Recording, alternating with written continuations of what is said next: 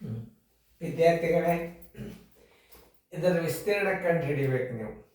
ಹೆಂಗಂತಂದ್ರೆ ನೀವು ತಿಳ್ಕೊಂಡ ಭಾಳ ಸರಳ ಅದ ಇದು.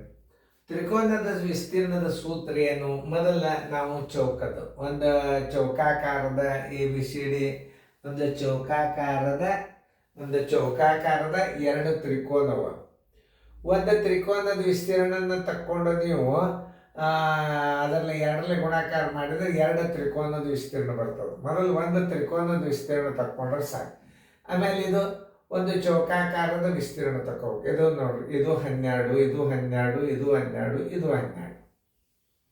ಮೊದಲ ಚೌಕದ ವಿಸ್ತೀರ್ಣ ತಕ್ಕೊಳ್ಳೋಣ. ಒಂದನೇದೇನು? ಚೌಕದ ವಿಸ್ತೀರ್ಣ. ಚೌಕದ ವಿಸ್ತೀರ್ಣ ಬರೋಬ್ಬರಿ ಭುಜ ಗುಂಡ್ಲೆ ಭುಜ, ಭುಜ ಗುಂಡ್ಲೆ ಭುಜ. 12 ಗುಂಡ್ಲೆ 12 ಬರೋಬ್ಬರಿ 144 ಸೆಂಟಿಮೀಟರ್ ಸ್ಕ್ವೇರ್. ಈಗ ಒಂದು ಬಂತು. ತ್ರಿಕೋನದ ವಿಸ್ತೀರ್ಣ ತಕ್ಕೋಬೇಕು. ಎರಡನೇದು ತ್ರಿಭುಜದ ಅಂದ್ರೆ ಒಂದೇ, ತ್ರಿಕೋನದ ಅಂದ್ರೆ ಒಂದೇ. ತ್ರಿಕೋನದ ಅಥವಾ ತ್ರಿಭುಜದ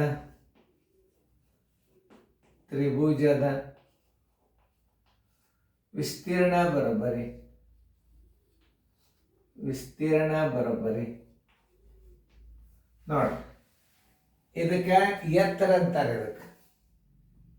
ಇದಕ್ಕೇನಂತಾರ? ತ್ರಿಕೋನದೊಳಗೆ ಇದಕ್ಕೆ ಎತ್ತರ ಅಂತಾರ, ಇದಕ್ಕೆ ಪಾದ ಅಂತಾರ. ಇದಕ್ಕೇನಂತಾರ? ಕರ್ಣ ಅಂತಾರ. ವಿಸ್ತೀರ್ಣದೊಳಗೆ ಕರ್ಣನ್ನ ಹಚ್ಕೋಬಾರ್ದು. ದಿಸ್ ಇಸ್ ಕರ್ಣ. ಲಂಬ ಮತ್ತು ಪಾದ. ಲಂಬ ಎಷ್ಟದ ನೋಡಿ, 1/2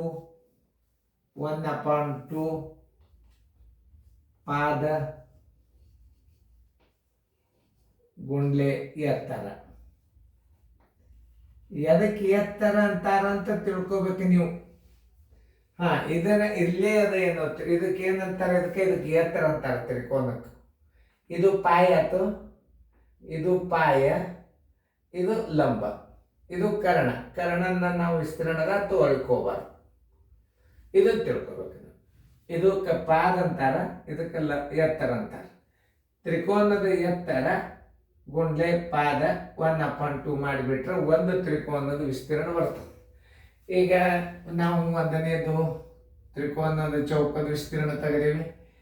ಎರಡನೇದು ತ್ರಿಕೋನದ ವಿಸ್ತೀರ್ಣ ನಡೆದದ. ಅದನ್ನೇ ನಾವು ಮತ್ತೆ ಇದರ ವಿಸ್ತೀರ್ಣ ಎರಡು ಈಕ್ವಲ್ ಅವ. ಯಾಕಂದ್ರೆ ಪಾದ 4 ಅದ, ಇಲ್ಲೂ 4 ಅದ ಅಂದ್ರೆ ಅದನ್ನು 2 ಅಳತೆ ನೀವು ಗುಣಾಕಾರ ಮಾಡಿಟ್ರೆ ಸಾಕು. 1/2 ಗುಂಡ್ಲೆ ಪಾದ ಎಷ್ಟದ? 4 ಅದ, ಎತ್ತರ 12 ಅದ. 2 ಒಂದಲೇ 2 2 ಅಂದ್ರೆ 12 ಎಷ್ಟಾಯ್ತು? 24 ಸೆಂಟಿಮೀಟರ್ ಸ್ಕ್ವೇರ್.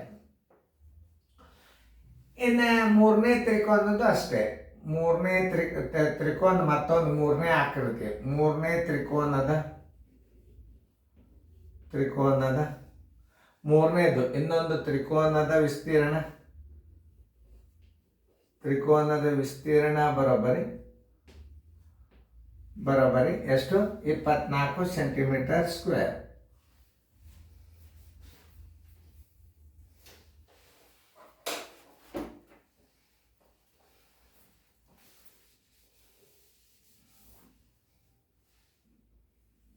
ಮೂರನೇ ಆಕೃತಿ ತ್ರಿಕೋನದ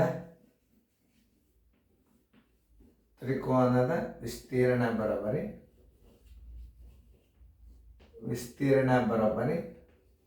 ಅದನ್ನು 24 ಸೆಂಟಿಮೀಟರ್ ಸ್ಕ್ವೇರ್ ಅಂತ ಬರೀಬೇಕು.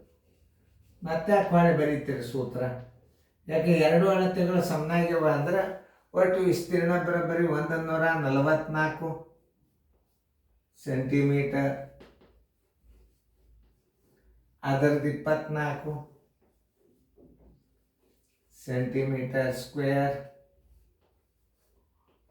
ಅದರದ್ದು 24 ಸೆಂಟಿಮೀಟರ್ ಸ್ಕ್ವೇರ್. ಇವೆಲ್ಲ ಪ್ಲಸ್ ಮಾಡ್ಕೊರಿ, ಒಟ್ಟು ವಿಸ್ತೀರ್ಣ ಬರ್ತದೆ ನೋಡಿ. 4 3 12, 8 1 9, 192 ಚದರ centimetre. Answer is equal to 192 centimetre square. ಉತ್ತರ ಸಂಖ್ಯೆ ಸಿ.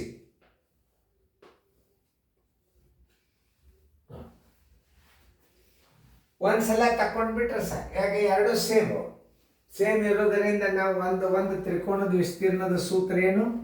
ತ್ರಿಕೋನದ ವಿಸ್ತೀರ್ಣ, ತ್ರಿಭುಜದ ವಿಸ್ತೀರ್ಣ ಬರೋರು 1/2 ಇಂಟು ಪಾದ ಗುಂಡಿ ಎತ್ತರ 1/2, 4 ಪಾದ 12 ಎತ್ತರ 24 ಸೆಂಟಿಮೀಟರ್ ಸ್ಕ್ವೇರ್ ಅದು. ಇನ್ನೊಂದದ ತ್ರಿಕೋನದ ಭುಜದ ಭಾವದಳತೆ ಅಷ್ಟೇ ಅದ ಅಂದ್ರೆ ಅದನ್ನು ನೀವು 24 ಸೆಂಟಿಮೀಟರ್ ಅಂತ ಬರ್ಕೊಂಡ್ಬಿಟ್ರೆ ಟೈಮ್ ಉಳಿತಾಯ ಆಗ್ತದೆ. ಒಟ್ಟು ವಿಸ್ತೀರ್ಣ, ಚೌಕದ ವಿಸ್ತೀರ್ಣ, ಎರಡು ತ್ರಿಕೋನದ ವಿಸ್ತೀರ್ಣ ಕೂಡಿಸಿದ್ರೆ ಏನಾಯ್ತು? 192 ಸೆಂಟಿಮೀಟರ್ ಸ್ಕ್ವೇರ್. ಉತ್ತರ ಸಂಖ್ಯೆ ಸಿ.